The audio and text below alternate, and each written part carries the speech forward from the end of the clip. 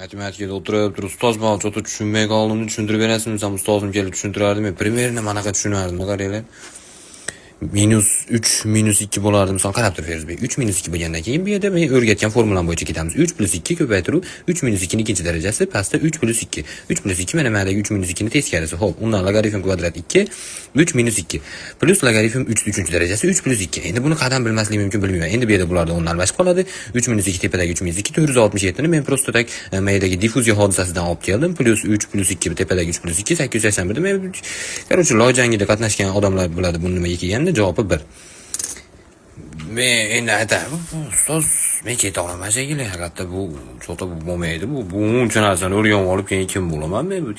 Markaziy bankka rahbar bo'larmidim, bozorda patta olaman demakchi bu. So'mda o'rgating endi bu narsalar to'g'risida, bu g'alati. Qanday bilmaslik mumkin, o'rgatgan mavzularim Feruzbek deb berdi.